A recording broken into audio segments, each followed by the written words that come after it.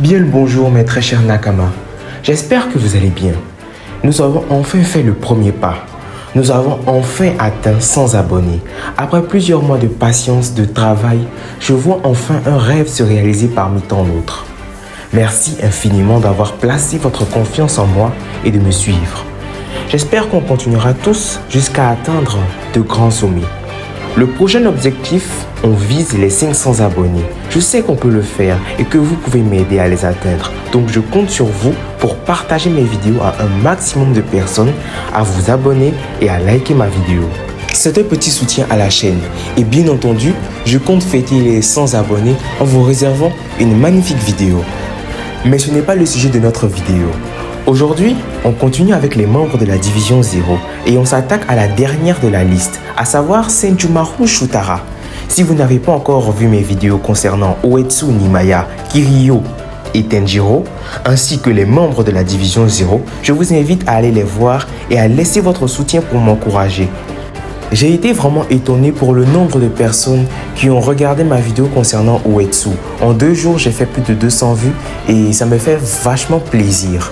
Sans plus tarder, c'est parti pour la vidéo.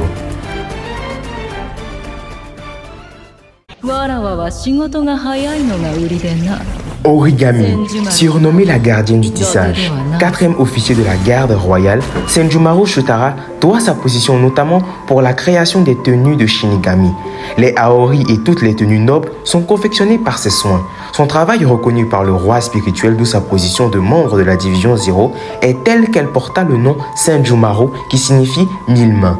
En relation avec son nom, elle installa dans son dos des bras mécaniques capables de manier le tissu avec dextérité sans le moindre signe de difficulté. Et ce n'est que lors du chapitre 516 que la gardienne nous est apparue aux côtés des membres de la division 0.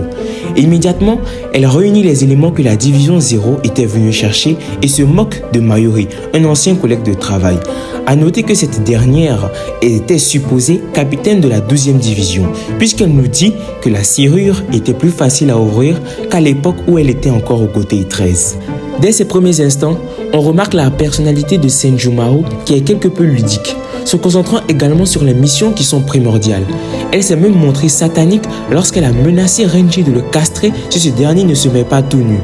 Et c'est durant ce même incident qu'elle confectionna toutes les nouvelles tenues pour Ichigo et ses compagnons.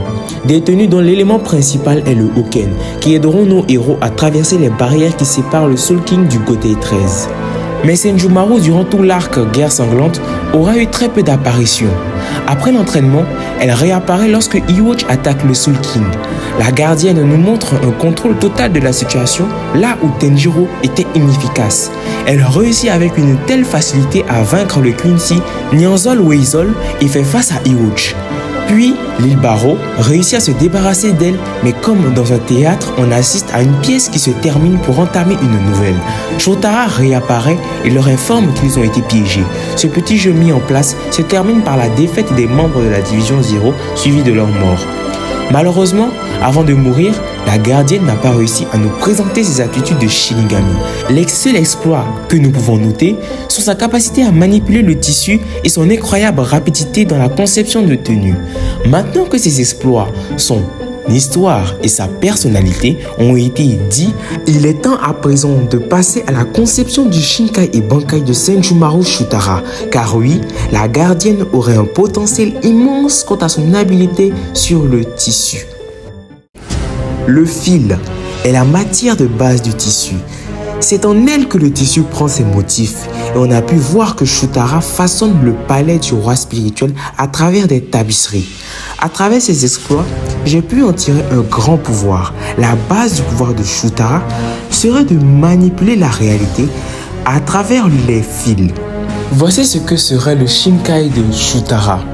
Shutara aura un Shinkai qui lui permettra de pouvoir rendre tout ce qu'elle coud réel, de telle sorte que personne ne puisse distinguer ce qui est vrai du faux.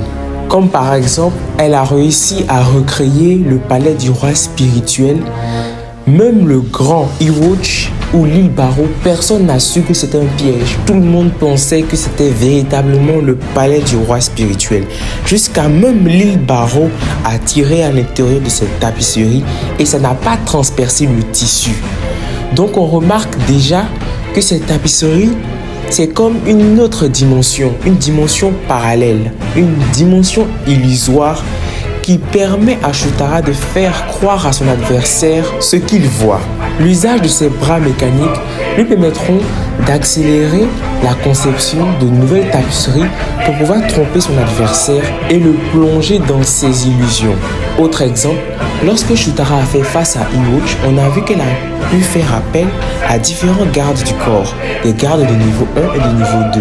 Alors que les membres de la division 0 n'ont pas des soldats comme le côté 13 le possède. Ils ne sont composés que de 5 membres. Alors, les soldats seraient en réalité un tissu que Shutara aurait façonné pour pouvoir tromper Ewatch et tous les membres de sa division pour qu'ils puissent penser qu'il y a en réalité des soldats alors qu'il n'y en a pas. Je suppose en ce moment, je ne m'affirme pas parce que je n'ai pas de preuves valables, mais je peux me servir de cette théorie pour démontrer le Shinkai de Shutara. Elle aurait pu l'utiliser sans que nous le sachions. Maintenant que nous avons terminé avec le Shinkai, il est temps de passer à son Bankai. Bankai que je présume sera tout à fait aussi dévastateur que son Shinkai. Car alors qu'en mode Shinkai, elle utilisait les films pour pouvoir façonner une réalité, et bien cette fois-ci en Bankai, elle ne sera plus limitée à travers les films. Elle pourra utiliser son pouvoir sur le monde qui l'entoure, sur son monde à elle. Et quiconque se trouverait à l'intérieur de son monde serait soumis à l'entier contrôle de Shutara. Elle pourra contrôler la mort, la vie d'une personne à travers des films qui représenteraient cet aspect. Elle pourra même modifier son environnement. Si par exemple elle était dans un terrain où il fait chaud, transformer ce terrain pour de la fraîcheur. Elle pourrait même aller jusqu'à modifier le destin à travers un film représenté par ce destin. Vous voyez le nombre de possibilités que Shutara pourrait faire avec un Bankai qui lui permet de modifier la réalité. Et cette réalité-là serait irréversible. Une fois modifiée, on ne peut plus y remédier. À part si Shutara décide de le remettre dans son état initial. C'est sur ces dernières lignes que nous terminons la vidéo concernant Shutara. Et avec ça, je viens de terminer mon travail complet sur les membres de la division 0. J'aimerais beaucoup savoir qu'est-ce que vous avez pensé de mes différents concepts, à savoir Tenjiro, Kiryu, Uetsu et Shutara. Qu'est-ce que vous avez pensé de leur Shinkai ou de leur Bankai? Ou voyez-vous d'autres Shinkai et Bankai qu'ils pourraient avoir? J'aimerais beaucoup le savoir en commentaire, tout en n'oubliant pas de vous abonner et de liker ma vidéo pour le soutien. Maintenant que l'aspect Division 0 a été achevé, il est temps pour moi de me diriger sur d'autres horizons. Bien entendu, je vais continuer les vidéos sur Bleach quelquefois et en essayant aussi d'aller sur One Piece car ces temps-ci je l'ai un peu délaissé. Donc j'espère vous revoir pour les vidéos à venir. À la prochaine pour de nouvelles théories. C'était votre commandant Elias Alex sur le navire Eternal Pause.